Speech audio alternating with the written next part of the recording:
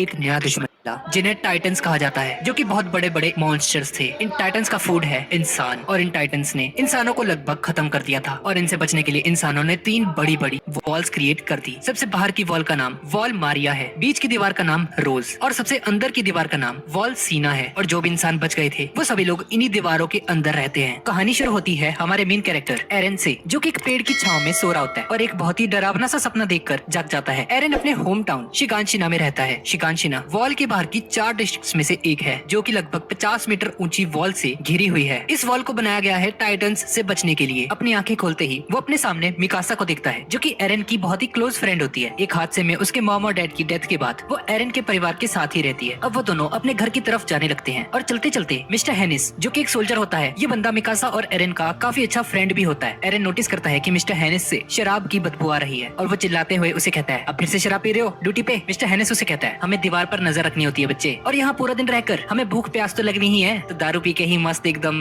सही हो जाता है काम हमारा। तो ये सुनकर एरन को गुस्सा आ जाता है और वो कहता है, एक बात बताओ, अगर टाइटंस अभी आ गए अंदर तो क्या आप इस हालत में लड़ोगे उनसे? और तभी एक दूसरा सोल्जर उठकर एरन के पास आता है और उसे कहता है, देख लेंगे हम सबको, वैसे भी पिछले 100 सालों से कोई आया तो है नहीं अभी तक। वो टाइटंस हमारी इस दीवारों को सिर्फ आज तक खरोंच ही पाए हैं बस। अब एरन और मिकासा अपने घर की तरफ बढ़ने लगते हैं और तभी एक बेल बजती है, जिसका मतलब होता है कि सर्वे कॉप्स वापस आ चुके हैं। सर्वे कॉप्स वो होते हैं जो कि टाइटन से फाइट करने वॉल से बाहर जाते हैं। एरन ये देखकर काफी ज्यादा एक्साइटेड हो जाता है और वो मिकासा से कहता है, जल्दी चलो, वो आने वाले हैं सब लोग। पर इस तरफ हम देखते हैं कि उन सबके मुंह लटके होते हैं। एरन उनमें से एक की तरफ मुस्कुराकर देखता है, पर वो उसे इग्नोर कर देता है। सब लोग बहुत ही ज्यादा बुरी हालत में होते हैं और भीड़ में लोग बात कर रहे होते हैं कि ये क्या, ये तो बहुत सारे गए थे ना, इतने कम कैसे आए हैं वापस? शायद बाकी के लोग खा लिए होंगे, यही तो होता है बाहर जाने का नतीजा। और फिर उस भीड़ में से एक बूढ़ी औरत एक सोल्जर के पास आकर बोलती है, मेरा बेटा दिखाई नहीं दे रहा, कहाँ है वो? ये सुनकर वो सोल्जर एक दूसरे सोल्जर से कहता है, सोल्जर इन्हें वो दे दो। और वो सोल्जर उस बूढ़ी औरत को कपड़े में लिपटा हुआ कुछ देता है और उसे खोलने पर हमें पता चलता है कि उसके अंदर उस बूढ़ी औरत के बेटे का हाथ होता है। वो सैनिकों से बताता है कि सिर्फ यही बचा है तुम्हारे बेटे का। और वह सभी सोल्जर्स वहाँ से जाने लगते हैं। मिकासा एरन से पूछती है, तुम्हें अभी कॉप्स में भर्ती होना है? लेकिन एरन उसका कोई भी जवाब नहीं देता। अब एरन घर आ जाता है और एरन की मामू से कहती है, अरे वाह, आज से बहुत सारी लकड़ियां लेकर आए हो तुम। एरन के डैड कहीं बाहर जा रहे होते हैं। मिकासा एरन के पेरेंट्स को बता देती है कि एरन सर्वे कॉप्स को ज्वाइन करना चाहता है। और ये सुनकर एरन की मॉम एरन से कहती है, ये सब क्या है, छोड़ दो ये सपना, एक दिन इसी जिद की वजह से तुम मर जाओगे। एरन के डैड एरन से पूछते हैं, बच्चे तुम्हें क्यों बाहर जाना है? एरन उसे बताता है, डैड मुझे जानना है कि बाहर की दुनिया में क्या है, मैं अपनी पूरी जिंदगी इन दीवारों के अंदर कैद होकर नहीं बिताना चाहता। अब उसके डैड वहाँ से जाने लग और जाने से पहले वो एरन को बोलते हैं कि मैं लौटने पर तुम्हें अपने बेसमेंट का एक राज बताऊंगा। एरन अपनी मॉम से काफी ज्यादा गुस्सा होता है, इसलिए वो अपनी मॉम से लड़कर वहाँ से भाग जाता है। उसकी मॉम मिकासा से कहती है, जरा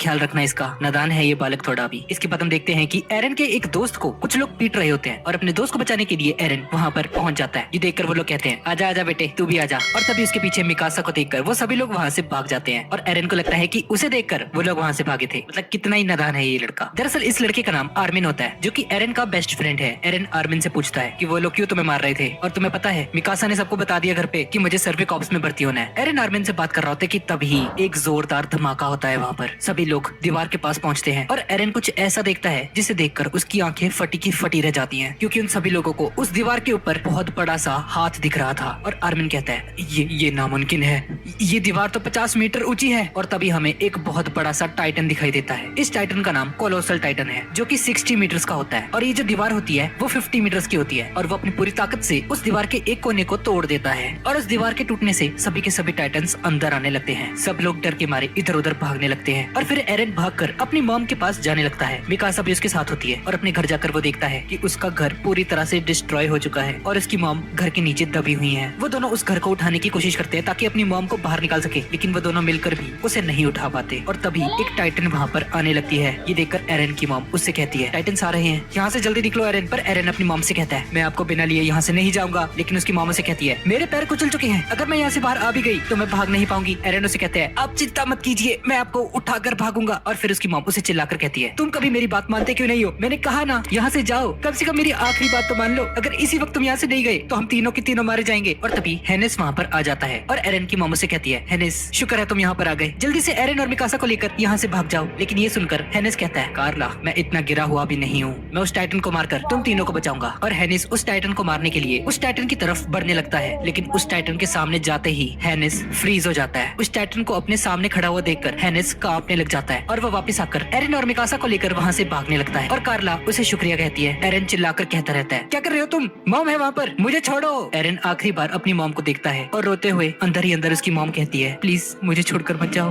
और तभी वो टाइटन वहाँ पर आती है और उसकी मॉम के 2 टुकड़े कर एरन की आंखों के सामने ही उसे खा जाती है। ये देखकर एरन पूरी तरह से टूट जाता है। टाइटन से बचने के लिए सभी लोग इधर उधर भाग रहे होते हैं। वो सभी के सभी लोग टाइटन्स का खाना बन रहे होते हैं। उन टाइटन्स के लिए जैसे ये सभी के सभी इंसान कोई खिलौना होते हैं। हेनिस एरन और मिकासा को लेकर वहाँ से भाग रहा होता है और एरन हेनिस को मारते हुए कहता है हम मॉम को बचाने ही वाले थे। और फिर हेनिस एरन को नीचे फेंकते हुए कहता है खुद को संभालो, तुम अपनी मॉम को इसलिए नहीं बचा पाए क्योंकि तुम कमजोर हो, और मैं उस टाइटन से इसलिए नहीं लड़ पाया क्योंकि मैं एक कायर हूँ। हेनिस एरन से माफी मांगता है, मुझे माफ कर दो, मैं डर गया था। दूसरी तरफ हमें एक सोल्जर को दिखाया जाता है जो कि बोल रहा होता है कि अंदरूनी गेट के अंदर चलो, वहाँ बहुत सारी बोट्स खड़ी हैं, जल्दी करो वरना सबके सब मारे जाओगे। दरअसल ये जो डिस्ट्रिक्ट थी जहाँ एरन रहता है ये एक तरह से बेट का काम करता है। ये डिस्ट्रिक्ट उन तीनों वॉल से बाहर होती है, टाइटन्स के लिए चारे की तरह होती है ताकि जो अंदर के लोग हैं उन्हें बचाया जा सके। आर्मिन एरन और मिकासा का इंतजार कर रहा होता है और वो उन्हें देख लेता है, पर एरन का चेहरा देखकर आर्मिन घबरा जाता है क्योंकि वो काफी ज्यादा उदास होता है। और फिर एक सैनिक बाकी सैनिकों को तोपें तैयार करने के लिए बोलता है उन टाइटन्स को मारने के लिए, और उस बोट में चढ़ने के लिए धक्का मुक्की होने लगती है। कुछ लोग उस बोट में जाने के लिए छलांग तक लगा देते हैं और सभी बोट्स चलने लगती है और वो सैनिक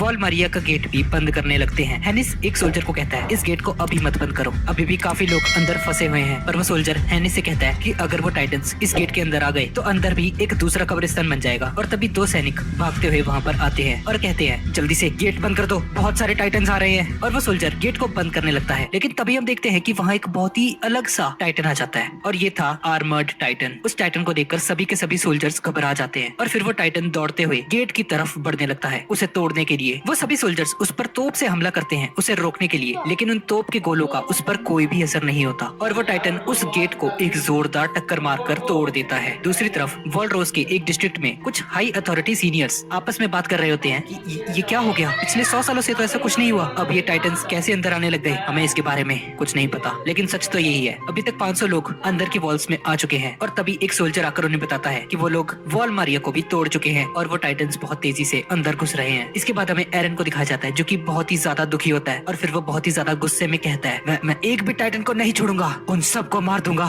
वॉल मारिया में टाइटन्स के घुसने की वजह से लगभग 10,000 लोग उन टाइटन्स का खाना बन गए। अब इसके बाद हम लोग देखते हैं कि कुछ लोग खाने के लिए लड़ रहे होते हैं। एरन और मिकासा भी वहाँ पर होते हैं, पर हम देखते हैं कि एरन काफी ज्यादा गुस्से में होता है और वो उन दोनों से कहता है मैं वापस वॉल मारिया में जाऊंगा और रास्ते में आने वाले हर एक टाइटन को काट डालूंगा। और ऐसा कहते हुए वो उस ब्रेड को आर्मिन की तरफ फेंक देता है। आर्मिन उसे कहता है तुम भूख से मर जाओगे यार, क्या कर रहे हो ये। और एरन कहता है कब तक दूसरों से मांग कर खाते रहोगे, तुम एक नंबर के कायर हो। ये सुनकर मिकासा एक जोरदार मुक्का मारती है एरन के मुंह पर और कहती है हम भी उस टाइटन के सामने कुछ नहीं कर पाए थे। और मिकासा एरन के मुंह में उस ब्रेड को ठूस देती है, खाओ इसे, तुम्हें जिंदा रहना होगा। बहुत सारे रेफ्यूजीज को खेती के लिए लगाया गया। सोल्जर्स के साथ साथ सरकार ने कई सारे रेफ्यूजीज को भी ऐड कर लिया उन टाइटन्स से लड़ने के लिए। इसमें लगभग 3 लाख लोग शामिल थे जो कि पूरी बची हुई आबादी के 30% लोग थे। पर जब उन्हें उन टाइटन से लड़ने के लिए भेजा गया तो उनमें से कुछ 100 लोग ही बच पाए। मरने वाले सभी लोगों में से आर्मिन के दादाजी भी होते हैं जो कि मारे गए। और अब 1 साल बाद ट्रेनिंग कॉर्प्स की भर्ती शुरू हो जाती है और एक सोल्जर सभी से कहता है तुम सबके लिए एक बुरी खबर है, मैं कीथ शार्दिस आज से तुम्हारा इंस्ट्रक्टर हूँ और मुझसे कोई स्वागत वगैरह की उम्मीद मत रखना तुम लोग। अभी के लिए तुम सब लोग टाइटन्स के लिए एक चारा हो बस, जिसे टाइटन्स मजे से चबा कर खाएंगे। अगले 3 साल तक तुम्हारी ट्रेनिंग होगी और तब पता चलेगा कि क्या तुम उन टाइटन्स का चारा बनोगे या बहादुरी से उनका सामना कर कर उन्हें मार गिराओगे। और एरन मन ही मन कहता है सबको मार दूंगा,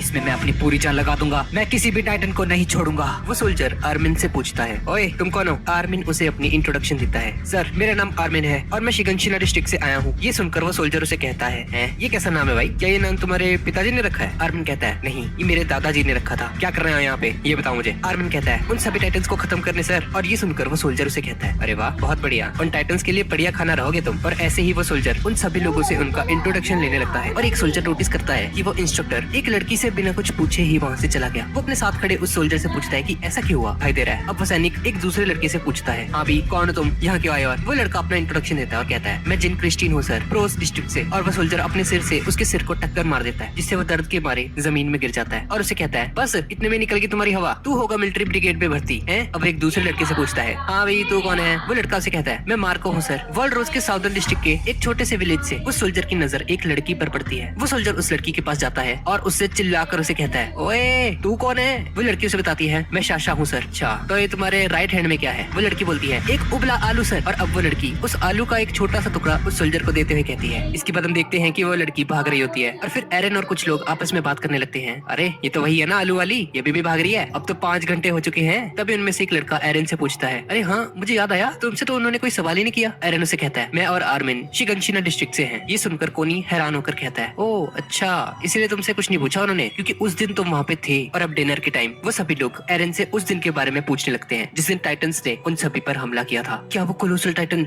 दीवार तोड़कर आया था अंदर? और उस वॉल मारिया को तोड़ने वाले आर्मर टाइटन का क्या हुआ? वो टाइटंस इतनी भी बड़ी मुसीबत नहीं है, बस एक बार हम वो ओडीएम केयर यूज करना सीख जाएं, फिर वो नहीं बचेंगे। मैं सर्वे कॉप्स में भर्ती होकर दुनिया से उन टाइटंस का खात्मा कर दूंगा। बाहर हम शाशा को देखते हैं, वही आलू वाली लड़की जो कि 6 घंटे से लगातार दौड़कर बुरी तरह से थक जाती है और फिर शाशा वहीं पर सो जाती है। अगले दिन ट्रेनिंग शुरू हो जाती है जिसमें वो सोल्जर उन सभी पार्टिसिपेंट से कहता है, मेरी बात ध्यान से सुनो, अगर बेटा तुम लोग ये नहीं कर पाए ना तो तुम चारा बनने के लिए बिल्कुल रेडी हो टाइटंस का। वो सभी लोग अपनी पूरी कोशिश कर रहे होते हैं और वो बड़ा ऑफिसर अपने एक सैनिक से कहता है, ये ट्रेनिंग काफी ज्यादा इंपॉर्टेंट है इनके लिए, इसी से 3D ओडीएम केयर चलाने का असली एक्सपीरियंस मिलता है। ये देखो वो लड़की कितना परफेक्ट कर रही है, इस साल तो काफी टैलेंटेड लोग आए हैं यहाँ पे। एरन उस ट्रेनिंग को ठीक से नहीं कर पाता और उल्टा लटक जाता है। वो सैनिक एरन को बहुत ज्यादा डांटता है, ओ ठीक से कर ले भाई, खुद को ऊपर उठा, क्या कर रहा है ये? लेकिन एरन से ये नहीं हो पाता। थोड़ी देर बाद ट्रेनिंग खत्म हो जाती है और एरन, मिकासा और आर्मिन को छोड़कर सभी लोग वहाँ से चले जाते हैं। आर्मिन और मिकासा एरन को दिलासा देते हैं, रिलैक्स होकर करो यार, हो जाएगा। अब एरन दोबारा ट्राई करता है लेकिन इस बार वो मुंह के बल गिर जाता है। अब डिनर के वक्त सभी लोग एरन का मजाक उड़ाने लगते हैं, हाँ भी क्या हो गया, कल तो बहुत बोल रहा था सभी टाइटंस को मार दूंगा, ये कर दूंगा, तेरे से ओडीएम गेट तो चला नहीं आज है, मुझे लगता है अब इसे भी ना खेती के लिए लगा देंगे। एरन जीन और कोनी से जाकर रिक्वेस्ट करता है कि प्लीज मेरी हेल्प करो, तुम लोग कैसे बैलेंस करते हो उसे, प्लीज मुझे सिखाओ यार। लेकिन वो दोनों भाव खाने लगते हैं और एरन का बहुत मजाक उड़ाते हैं। फिर एरन मदद के लिए राइनर और ब्रेथ होल्ड के पास पहुंचता है और वो लोग अपने कैंप से दूर कई बहुत ही खूबसूरत जगह पर पहुंचते हैं जहाँ एक छोटी सी झील होती है और वो जगह बहुत ही ज्यादा खूबसूरत लगती है। अगले दिन हम देखते हैं एरन खुद से कहता है, हाँ ये कर सकता हूँ, और वो सभी लोग उसे ही देख रहे होते हैं। और फिर एरन की ट्रेनिंग शुरू होती है जिसमें उसे धीरे धीरे उठाया जाता है और आखिरकार एरन बैलेंस बना लेता है, लेकिन सिर्फ कुछ सेकंड्स के लिए ही, और फिर से वो नीचे गिर जाता है। अब एरन बहुत ही ज्यादा दुखी हो जाता है, लेकिन वो सोल्जर एक दूसरे लड़के से कहता है, ओए इस एरन को ना अपनी बेल्ट दो यार। और फिर एरन उसकी बेल्ट पहनकर ट्राई करता है जिसमें वो बहुत ही आसानी से बैलेंस कर लेता है बिना किसी दिक्कत के। फिर वो इंस्ट्रक्टर से कहता है, लगता है तुम्हारे इक्विपमेंट में ही डिफेक्ट था, भले ही कुछ सेकंड्स के लिए, पर उसने उस डिफेक्टिव पीस से भी बैलेंस बना लिया था भाई। और आखिरकार एरन पास हो जाता है। ये देखकर वो सोल्जर मन ही मन कहता है, गिरशा आज तुम्हारा बेटा एक सैनिक बन चुका है। गिरशा एरन के फादर का नाम होता है। अब 2 साल बीत जाते हैं और सभी लोग एक रेनी फॉरेस्ट से होते हुए वहाँ से जा रहे होते हैं, लेकिन आर्मिन काफी धीरे चल रहा होता है। ये देखकर वो सोल्जर से कहता है, ओए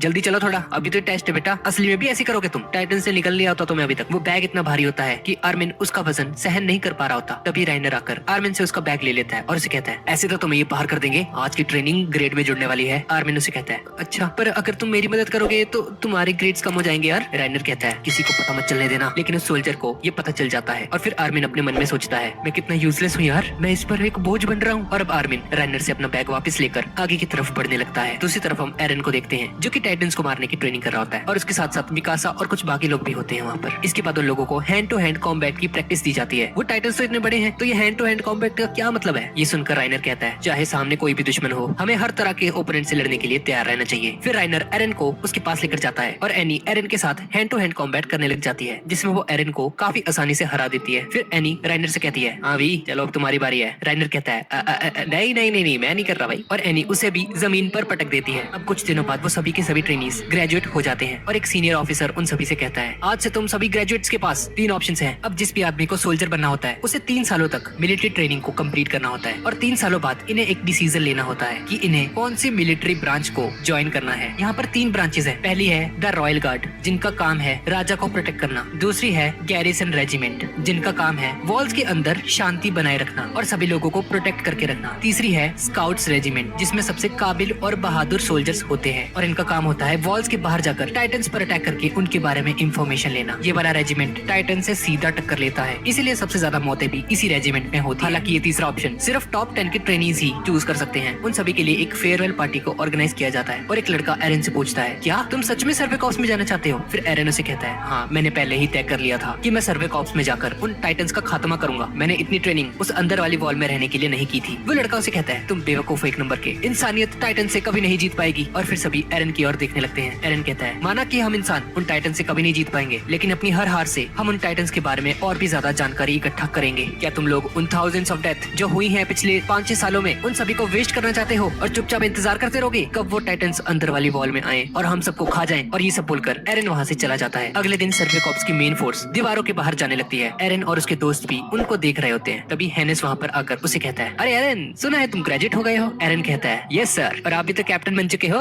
हेनिस एरन को शाबाशी देता है और हेनिस उससे माफी मांगता मांगता है और कहता है मुझे आज भी दुख है कि मैं तुम्हारी मॉम को नहीं बचा पाया। एरन उसे कहता है जो भी हुआ उसमें आपका कसूर नहीं था, हालात ही कुछ ऐसे थे, और ये बोलकर एरन वहाँ से चला जाता है। पर हैनिस को एरन को बड़ा होता हुआ देखकर काफी खुशी होती है। अब अगले दिन हम लोग देखते हैं कि एरन की उस लेक्चर की वजह से जो निकल दिया था उससे काफी सारे लोगों को इफेक्ट हुआ है और उन्होंने भी सर्वे कॉर्प्स में जाने का डिसीजन लिया है। और वो सब लोग कहते हैं एरन हम भी तुम्हारे साथ हैं, अंदर वॉल्स में रहकर कुछ नहीं होने वाला, हमें बाहर जाकर उन सभी को खत्म करना होगा। और एरन अपने मन में कहता है हम जीत सकते हैं, मुझे खुद पर पूरा विश्वास है। और तभी एक बिजली सी कड़कती है और एरन के पीछे कोलोसल टाइटन खड़ा होता है। ये देखकर सभी के सभी लोग फ्रीज हो जाते हैं, उन सभी के पैरों के नीचे से जमीन खिसक जाती है। उस कोलोसल टाइटन के शरीर से भाप निकल रही होती है जिसके प्रेशर से वो सभी के सभी लोग दीवार से नीचे गिरने लग जाते हैं। पर सभी लोग बच जाते हैं, लेकिन उनमें से एक बेहोश हो जाता है और वो खुद को नहीं संभाल पाता, लेकिन शाशा उसे बचा लेती है। और तभी एरन की नजर गेट पर जाती है जो कि टूटा होता है और वो सोचता है अब फिर से टाइटन्स अंदर आ जाएंगे। और तभी एरन को वही सीन याद आता है जब उसकी मॉम को उस टाइटन ने उसकी आंखों के सामने खा लिया था, जिससे एरन को काफी ज्यादा गुस्सा आ जाता है और वो उस कोलोसल टाइटन की तरफ बढ़ते हुए कहता है हमारा दुश्मन ठीक सामने है, जंग के लिए तैयार हो जाओ। और एरन ठीक उस दीवार के ऊपर पहुंच जाता है उस कोलोसल टाइटन के पास। अब वो कोलोसल टाइटन अपने हाथ से एरन पर हमला करता है, लेकिन एरन उसके इस हमले से बच जाता है। और तभी उसे रियलाइज होता है कि उस कोलोसल टाइटन का असली टारगेट मैं नहीं, वो कैनन से जो उस पर हमला कर रहे थे बार बार। वो कोलोसल टाइटन एरन पर दोबारा से हमला करने लगता है, लेकिन एरन उससे बचते हुए उसकी गर्दन की तरफ बढ़ता है और अपने मन में कहता है सिर्फ यही है जो वो गेट तोड़ सकता था, ये इसी का काम है, ये अच्छा मौका है, इसे अभी मार देता हूँ। और एरन उसके गले पर अटैक करने लगता है, लेकिन कोलोसल टाइटन अपने अंदर से भाप छोड़ देता है जिससे एरन पीछे की ओर जाने लगता है। एरन उस पर दोबारा से हमला करने के लिए बढ़ता है, पर वो देखता है कि कोलोसल टाइटन वहाँ से गायब हो चुका है। और तभी थॉमस एरन से कहता है कहाँ चला गया वो टाइटन, मुझे नहीं दिख रहा यार। एरन को रियलाइज होता है कि वो वहाँ से गायब हो चुका है, जैसा कि ठीक 5 साल पहले हुआ था। फिर कोनी एरन से कहता है दीवार टूट चुकी है, वो टाइटन्स किसी भी वक्त अंदर आ सकते हैं। और तभी एक सोल्जर वहाँ आकर उससे कहता है यहाँ पर क्या कर रहे हो तुम लोग, जल्दी से हेडक्वार्टर पहुंचो, ऑपरेशन कोलोसल टाइटन शुरू हो चुका है। तभी सैनिक शहरवासियों को वहाँ से निकालने लगते हैं और बाकी सैनिक उन तोपों के साथ उन टाइटन से लड़ने लगते हैं। उन्हें उन टाइटन को यहीं पर रोकना होगा वरना वो अंदर आ जाएंगे। इसके बाद हम देखते हैं कि आर्मिन अपने 3D मूवमेंट गियर के अंदर उसके सिलेंडर में गैस भर रहा होता है, लेकिन एंग्जाइटी के कारण वो कांपने लगता है और वो काफी ज्यादा डर जाता है। हम इस मुसीबत से कैसे निकलेंगे, हमारे पास एक 8 मीटर के छेद को सील करने का कोई भी तरीका नहीं है, वो सभी टाइटन अंदर आ जाएंगे, अब कोई ऑप्शन नहीं है, हम उन टाइटन से नहीं जीत सकते। एरन उसे शांत करने की कोशिश करता है, चुप करो तुम, हम जीत जाएंगे यार, हिम्मत मत हारो। इसके बाद हम देखते हैं उस कंट्री के राजा को जो कि अपने कमांडर के साथ चेस खेल रहा होता है और फिर एक सैनिक भागते हुए उन दोनों के पास जाता है और कहता है सर मुझे रिपोर्ट मिली है कि वो टाइटन्स दोबारा से हमला कर चुके हैं हम पर और गेट टूट चुका है। ये सुनकर वो राजा डर जाता है और वो कमांडर एक वाइन की बोतल लेकर वहाँ से जाने लगता है। वो राजा घबराते हुए उस कमांडर से कहता है अबे ओ कहाँ जा रहा है, तूने सुना नहीं अभी टाइटन्स आ चुके हैं अंदर, जल्दी से मेरे महल के सामने ना अपने सिपाहियों को इकट्ठा कर दे। लेकिन वो कमांडर से कहता है राजा जी रोज डिस्ट्रिक्ट के कितने सारे सैनिक लोगों की जानों को बचाने में लगे हुए हैं, मुझे जाना होगा उनकी मदद के लिए। वो राजा से कहता है अरे फालतू के लोग हैं वो, मरने दो उन्हें, तुम्हें मुझे प्रोटेक्ट करना होगा। वो कमांडर उस राजा की बात नहीं सुनता और वहाँ से जाने लगता है। इसके बाद हम देखते हैं कि सीनियर ऑफिसर उन सभी ग्रेजुएट हुए ट्रेनीज को बोलता है तुम सब जल्द से जल्द अपनी स्क्वाड में जाओ और तुम सबका काम होगा उन टाइटन्स को रोक कर रखना जब तक कि इस पूरे शहर को खाली ना कर दिया जाए। और वो सोल्जर उन्हें बताता है तुम सभी लोग मिडिल गार्ड सेक्शन को संभालोगे और गैलिसन की elite squad rear guard section को संभालेगी। जो कोई भी जंग के मैदान से भागने की कोशिश करेगा उसे तो बेटा मैं पर्सनली आकर मारूंगा उसे बाद में। और फिर सभी लोग अपनी अपनी स्क्वाड के साथ वहाँ से चले जाते हैं। और तभी मिकासा एरन के पास आकर उसे बोलती है एरन जो मर्जी हो जाए तुम्हें मेरे साथ रहना होगा। और तभी एक सोल्जर वहाँ आकर मिकासा से कहता है मिकासा तुम्हें स्पेशल रियर गार्ड पर अभी इसी वक्त रिपोर्ट करने के लिए बोला गया है। और मिकासा वहाँ ना जाने के बहाने बनाने लगती है क्योंकि एरन मिडिल सेक्शन गार्ड में होता है और वो एरन को बचाने के लिए उसके साथ ही रहना चाहती थी। पर एरन उसे कहता है मिकासा तुम मेरी चिंता मत करो, अभी इस वक्त बहुत ही क्रिटिकल सिचुएशन है, तुम्हें जाना होगा वहाँ पर जाते हुए वो उससे एक रिक्वेस्ट करती है एरन प्लीज मरना मत। अब एरन अपनी स्क्वाड के साथ इकट्ठा होता है और अपने एक शुरुआती दिनों की बात याद करने लगता है जिसमें उसके टीचर ने उन टाइटन्स के बारे में बहुत सारी जानकारी दी थी। अब तक के रिकॉर्ड्स के हिसाब से हमें अभी तक ये पता नहीं चल पाया है कि आखिर ये टाइटन्स आए कहाँ से हैं। उनके अंदर समझदारी की कोई भी निशानी नहीं देखी गई है अभी तक, इसीलिए उनसे किसी भी तरह का कम्युनिकेशन पॉसिबल नहीं हो पाया। उनके शरीर का टेम्परेचर बहुत ही ज्यादा होता है और उनके कोई भी रिप्रोडक्टिव ऑर्गन्स भी नहीं होते हैं, इसीलिए उनके पैदा होने के तरीके के बारे में कुछ भी पता नहीं चल पाया अभी तक। और वो इंसानों के अलावा किसी भी और चीज को खाने में इंटरेस्ट नहीं दिखाते और अगर उनके किसी भी बॉडी पार्ट को काट दिया जाए तो वो वापस से रीजनरेट होते हैं। पर उनको मारने का एक तरीका है जो कि है उनके गले पर एक जोरदार हमला करना जिससे वो बिना रीजनरेट हुए मर जाएंगे। इसीलिए उनकी गर्दन को काटने के लिए इन ब्लेड्स को यूज किया जाता है। एरन को ये सभी बातें याद आती हैं उसके टीचर की और तभी एक सोल्जर उन्हें आवाज लगाता है 24th स्क्वाड आगे बढ़ो। और फिर वो सभी लोग बहुत ही जोश के साथ आगे बढ़ने लगते हैं और वो देखते हैं कि काफी सारे टाइटन्स अंदर आ चुके हैं दीवार की। थॉमस कहता है ये क्या, लगता है उन वैनगार्ड सेक्शन वाले सोल्जर्स ने कुछ भी नहीं किया, कितने सारे टाइटन्स आ चुके हैं अंदर, क्या कर रहे हैं ये लोग। और तभी अचानक से एक टाइटन उछलकर उनकी तरफ बढ़ता है। सभी लोग जैसे तैसे करके उस टाइटन से बच जाते हैं सिवाय थॉमस के और वो टाइटन उन सबके सामने थॉमस को खा जाता है। ये देखकर एरन को बहुत ही गुस्सा आता है और सीधा सीधा उस टाइटन की तरफ बढ़ने लगता है और उस पर हमला करने की कोशिश करता है। लेकिन उससे पहले ही एक टाइटन अचानक से वहां आकर उसके पैर को खा जाता है, जिससे एरन एक घर के ऊपर गिरकर बेहोश हो जाता है। सभी टीम मेंबर्स एरन की तरफ बढ़ने लगते हैं उसे बचाने के लिए, लेकिन वो टाइटन्स बाकी सभी टीम मेंबर्स को भी पकड़ लेते हैं। आर्मिन वहां खड़ा होता है और वो उन सभी को देख रहा होता है और उसकी आंखों के सामने उसके सभी टीम मेंबर्स को वो टाइटन्स खाने लगते हैं। आर्मिन ये देखकर हक्का बक्का रह जाता है और वो बिल्कुल फ्रीज हो जाता है। और तभी एक टाइटन आकर आर्मिन को पकड़ लेता है। आर्मिन कुछ नहीं कर पाता और वो टाइटन उसे खा लेता है। लेकिन तभी एरन उस टाइटन के मुंह में घुसकर आर्मिन को बचा लेता है और अपनी पूरी ताकत लगाकर उस टाइटन के मुंह से आर्मिन को फेंक देता है बाहर। फिर एरन कहता है, नहीं, मैं यहाँ नहीं मर सकता। आर्मिन, तुम्हें याद है ना, तुमने ही मुझे बाहरी दुनिया के बारे में बताया था कि इन दीवारों के पार एक और दुनिया है, मैं तुम्हारे साथ वहाँ पर जाना चाहता हूँ। आर्मिन घबराते हुए एरन से कहता है, एरन जल्दी वहाँ से बाहर निकलो। पर तभी वो टाइटन एरन को खा लेता है और ये देखकर आर्मिन बहुत ही जोर से चिल्लाने लगता है। वो इतनी जोर से चिल्लाता है कि वो आवाज मिकासा को भी सुनाई देती है। अब कोनी आर्मिन के पास आता है और उसे होश में लाने की कोशिश करता है। आर्मिन एरन को मरता हुआ देखकर सदमे में होता है और वो जोर जोर से चिल्लाने लगता है। पर जैसे तैसे कोनी उसे शांत करके उससे पूछता है, आर्मिन तुम्हारी स्क्वाड कहाँ पर है? लेकिन आर्मिन की तरफ से कोई जवाब ना मिलने पर यामिर वहाँ पर आ जाती है और कहती है, सभी मर गए होंगे। कोनी गुस्से से यामिर को कहता है, तुम चुप करो, आर्मिन ने ऐसा कुछ नहीं कहा अभी तक, ठीक है? तो तुम अपनी बकवास बंद रखो, शायद इसकी किस्मत अच्छी रही होगी, ये नल्ला बच गया। कोनी को उसका एटीट्यूड देखकर काफी ज्यादा गुस्सा आता है। पर तभी क्रिस्टा वहाँ पर आ जाती है और वह सिचुएशन को संभालती है कि तुम लोग ऐसे मत लड़ो, अभी लड़ने का समय नहीं है। और अब आर्मिन जैसे तैसे करके उठ जाता है और रियर गार्ड सेक्शन के पास जाने लगता है। और रास्ते में जाते हुए वो अपने मन में कहता है, ये कैसी दुनिया में रहता हूँ मैं, ये नर्क है। इस दुनिया में ताकतवर लोग कमजोरों का शिकार करते हैं, यही इस दुनिया की रियलिटी है। मैं भी मिकासा और एरन की तरह ताकतवर बनना चाहता था, लेकिन उनके लिए तो मैं बस एक बोझ हूँ, उन्हें हर बार मुझे बचाना पड़ता है। और आज भी मेरी वजह से एरन मारा गया। वो ये सब सोच रहा होता है कि तभी उसका ध्यान हटता है और आर्मिन एक दीवार के साथ जाकर टकरा जाता है और नीचे गिरकर रोने लगता है। दूसरी तरफ हम देखते हैं कि एक बहुत ही अमीर आदमी अपने 2-3 बॉडीगार्ड को साथ लेकर गेट का रास्ता रोक लेता है। उसका सामान इतना ज्यादा होता है कि वो उस गेट के पार जा ही नहीं पाता है और बाहर हजारों की संख्या में लोग खड़े होते हैं। वहाँ पर वो सभी लोग उसे गालियां दे रहे होते हैं और वो अमीर आदमी कहता है, इसमें जो सामान है ना, वो तुम्हारी जिंदगियों से भी बहुत ज्यादा कीमती है। भीड़ में से एक बंदा एक सोल्जर को आगे करते हुए बोलता है, और निकम्मे जाए ने रोक, सोल्जर है ना तू। लेकिन हम देखते हैं कि वो सोल्जर भी उस अमीर आदमी से डरा होता है क्योंकि वो एक कंपनी का बॉस होता है। वो अमीर आदमी उस सोल्जर से कहता है, अच्छा बेटा, मुझे रोकेगा तू? जो तो खाना खाता है ना, वो मैं ही दिलाता हूँ तुझे। और तभी धरती कांपने लग जाती है और एक टाइटन उनकी तरफ बढ़ने लगता है बहुत ही तेजी से, जिसे देखकर वहाँ मौजूद सभी के सभी लोग डर जाते हैं और वहाँ हंगामा मच जाता है। वो सभी लोग उस गेट के अंदर जाने की कोशिश करने लगते हैं और तभी पीछे से कुछ सोल्जर्स आकर उस टाइटन को मारने की कोशिश करते हैं, लेकिन वो टाइटन बहुत ही ज्यादा तेज होता है। उनमें से एक सोल्जर कहता है, ये एबनॉर्मल टाइटन है, बस भागता जा रहा है पागलों की तरह। और तभी मिकासा वहाँ पर आ जाती है और वो काफी तेजी से आगे जाकर उस टाइटन को मार देती है। और उसको मारने के बाद कि शहर खाली करने में देर हो रही है, वो बंदा बोलता है, अरे आखिर उनको मरना ही है, उनकी यही तो ड्यूटी है, सिटीजन्स की हिफाजत करना। उस बंदे की इस बात पढ़ते हुए कहती है, मेरी ड्यूटी है सिटीजन्स की